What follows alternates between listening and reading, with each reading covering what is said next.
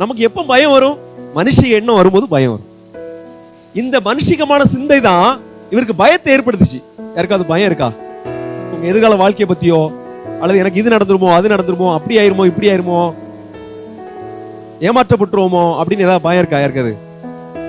நாம ஆண்டவருக்கு பிரியமா நம்ம நடந்தோம்னு சொன்னா, ஆண்டவருக்கு நம்ம உண்மையா இருந்தோம்னு சொன்னா, இந்த உலகத்துல எதை பத்தி நம்ம பயப்பட வேண்டாம். சொல்லுவாங்க, மடியிலே கனம் இல்லை, வழியிலே பயம் இல்லை. என்ன, மடியில ஏதாவது வச்சுட்டே போனா தான் ஐயோ யாராவது புடிங்கிட்டு போயிருவாங்களோன்னு பயப்படணும். யாராவது போற வழியில எல்லாரும் அடிச்சு போட்டு திருடிட்டு போயிருவாங்களோன்னு பயப்படணும். மடியில நமக்கு ஒண்ணு இல்லை அப்படின்னு சொன்னா போகும்போது தைரியமா போகலாம் கையை வச்சுட்டு. யெரொபெயாமுக்கு பயம் வந்துச்சு. காரணம், தேவன் அவற்றை இல்ல ஒண்ணு, ரெண்டாவது மனுஷிகம் உள்ள இருக்குது. அந்த மனுஷிகம் தன்னை மேன்மைப்படுத்துவதற்கு வழிகாட்டுது. தன்னுடைய ஆட்சி கவிழ்த்து பெறக்கூடாது அப்படிங்கிறதுக்காக புண்ணிகரமான ஒரு செயலை செய்யறாரு ஆண்டவருக்கு விரோதமா. என்ன செஞ்சாரு அப்படின்னு சொன்னா, தான் அப்படிங்கிற இடம், பெத்தேல் அப்படிங்கிற இடம், இந்த ரெண்டு இடங்கள்லயும் இவர் ஒரு தொழுகை மையத்தை ஆரம்பிச்சாராம். சாலமோன் தேவாலயம் கட்டினது முழுக்க முழுக்க பரலோக சித்தப்படி, வரைமுறைப்படி, ஆண்டவருடைய ஆலோசனைப்படி கட்டப்பட்டது. அது ஆண்டவர் ரொம்ப விரும்பினாரு. அது ரொம்ப சந்தோஷமா இருந்துச்சு.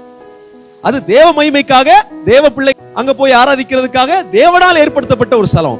இப்போ இவரு சுயநலமா யோசிக்கிறாரு. எல்லா மக்களும் அங்க போய் ஆராதிச்சாங்கன்னா நம்ம பொழப்பு போயிருமே அப்படி சொல்லிட்டு தான்லையும் பெத்தேல்லையும் இவரா யோசித்து ஒரு தொழுகை மையத்தை ஏற்படுத்த அவர் நினைத்தார்.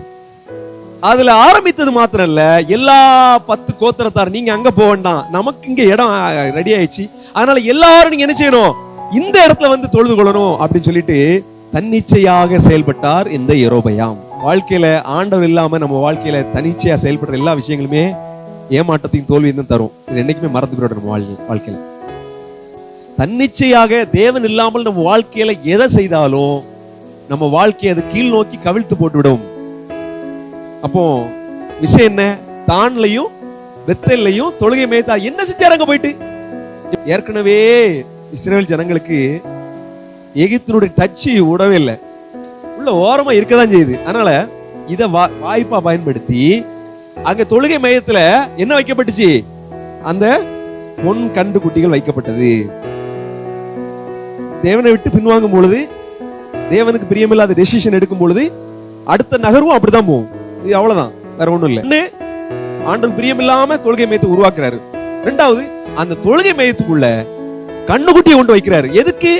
இஸ்ரவேல் ஜனங்களை குளிர்விக்கிறதுக்காக தீர்க்கதரிசி எழுதுறாங்க.